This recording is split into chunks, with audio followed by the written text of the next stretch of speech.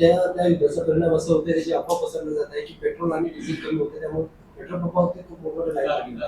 काय आव्हान करणार? काय त्याचं आव्हान करणार? पेट्रोल पंप मी फक्त एकाच लाईनीमध्ये नागरिकांना सांगेन, नागरिकांनी कोणत्याही प्रकारच्या अफवांवरती विश्वास ठेवू नका. आंतरराष्ट्रीय राजकारणाचा जो भाग आहे तो केंद्र शासनावरती सोडून द्यावा. त्याबाबत आपलं केंद्र शासन सक्षम आहे. आपण आपल्या बाकीचे शांततामय वातावरणामध्ये आपलं दैनंदिन उदरनिर्वाहाची कामं करावीत आणि राष्ट्र विकासासाठीचा आपला हातभार लावा आणि आपला देश कसा समृद्ध होईल, ताकदवान होईल त्याच्यावरती विशेष भर द्यावा.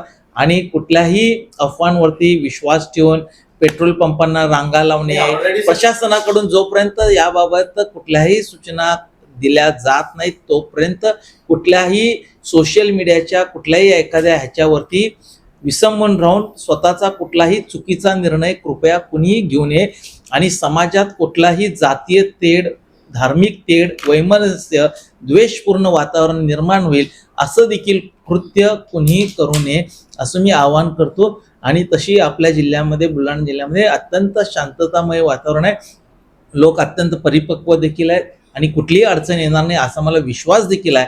परंतु तरी देखील आपण विचारलं म्हणून मी आवाहन करतो की कुणी प्राथमिकता कुठल्याही स्वरूपाच्या ह्याच्या अफवांवरती विश्वास ठेवू. पेट्रोल पंप धारक पण खूप हे करतात, मालक बंद करून पोलीस स्टेशनचे ठाणेदार स्वतः तिथे आपली स्वतःची गाडी घेऊन काही कर्मचारी येऊन पेट्रोल पंप बंद केली शहरात.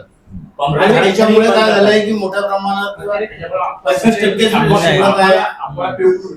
पंपावर त्यांनी बोर्ड लावले, धारक देखील याचा फायदा घेऊ राहिले. त्याच्यावरच्या मी आणखीन सूचना पेट्रोल पंप धारकांना पण मी देतो.